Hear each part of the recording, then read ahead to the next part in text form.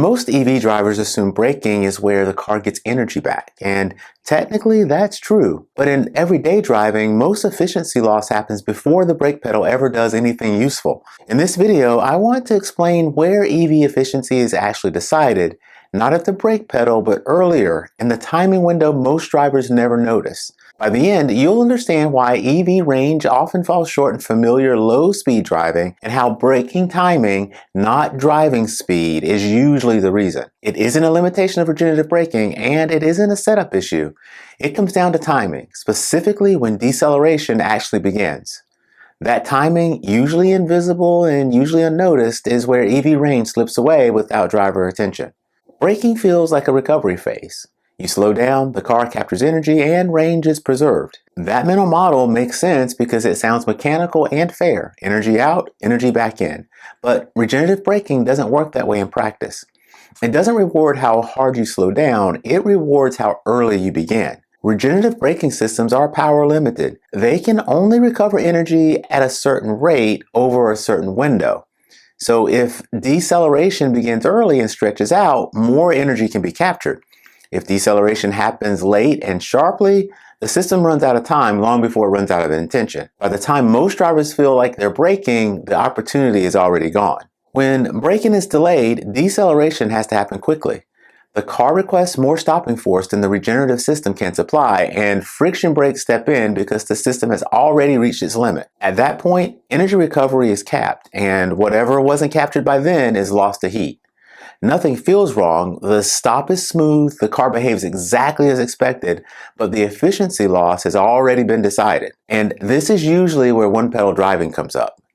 In one-pedal mode, regenerative braking begins the moment you lift off the accelerator. That lift is the start of deceleration.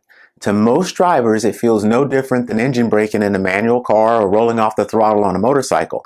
You slow down without touching the brake. The difference isn't the sensation, it's the timing. What matters is how early that lift happens and how long the car is allowed to slow itself before friction braking is blended in to finish the stop. If the lift comes late, the same limits apply. Regen runs out of room and the stop gets completed mechanically.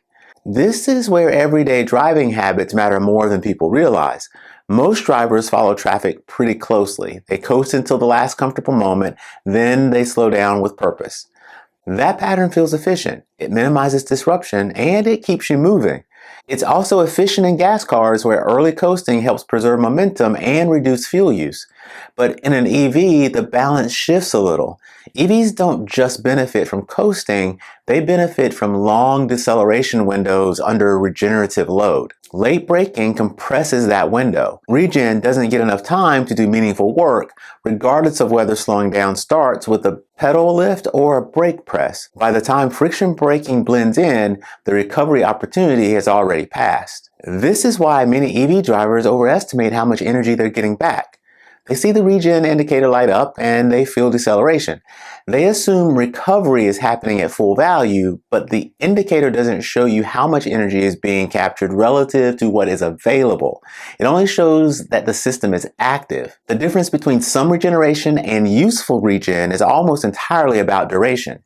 Short deceleration windows produce small returns. Long deceleration windows produce large ones, and most drivers, without realizing it, choose the short window again and again. This pattern shows up most often in familiar environments. When you're near home, on routine errands, school zones, parking lots, maybe neighborhood streets, these are places where drivers stop thinking about slowing down because they already know where they'll stop. The red light is expected, the stop sign is habitual, the traffic rhythm is familiar enough that anticipation fades into reflex. That familiarity produces late braking, not aggressive, just compressed. In a gas car, that works well. In an EV, it erodes efficiency without anything feeling wrong. There is no obvious signal that something inefficient has happened. This is also why conversations about braking modes tend to miss the point. One-pedal driving, blended braking, regen strength settings, these influence how deceleration is initiated and blended, but they don't change the underlying requirement. Regenerative braking needs time and distance to work. Mode selection changes the interface, it doesn't change the physics. So if deceleration starts too late, there isn't enough room left to recover the energy regardless of how slowing is triggered. There's a reversal here that most drivers never stop to name or to think about. In gas cars, coasting early and braking late often works well. In EVs, efficiency depends more heavily on how early deceleration begins under load. That difference is small on paper and large in real-world driving. It doesn't change how fast you go, it doesn't change where you drive, it changes the spacing between intention and action. And because that spacing doesn't show up on a dashboard or a trip summary, it's easy to assume braking efficiency is being handled automatically, but it isn't. This also explains why EVs can feel least efficient in places where people expect them to shine. Short trips, low speeds, frequent stops. On paper, these conditions look ideal, but in real-world driving, they compress deceleration windows and encourage late braking, especially when traffic is light or if it's predictable. The car spends more time accelerating and stopping than cruising, and the opportunities for extended regen simply never materialize. Efficiency doesn't collapse, it erodes in the background of normal driving, and drivers notice the result as range inconsistency, not as braking inefficiency. The cause stays hidden because nothing about the experience feels inefficient in the moment. What makes it difficult to notice is that the loss doesn't register as a driving choice.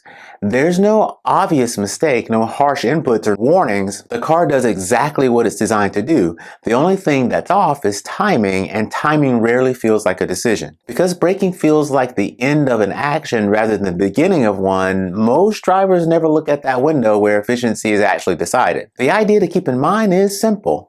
EV efficiency isn't lost when you brake, it's lost when you wait too long to start slowing down.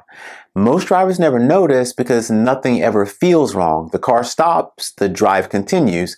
Range declines a little faster than expected, and that explanation gets assigned to weather, traffic, or conditions.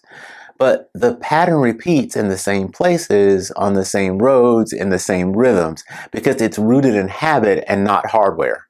This isn't a call to change how you drive, it's an explanation of why EV efficiency behaves differently than people expect. Once you understand where the loss actually occurs, a lot of EV range confusion starts to resolve itself. Not because you've been doing something wrong, but because the system rewards timing in a way drivers were never taught to notice. This is Wrench and Reason, where we explain how modern cars actually work. Thanks for watching, and I'll see you in the next episode.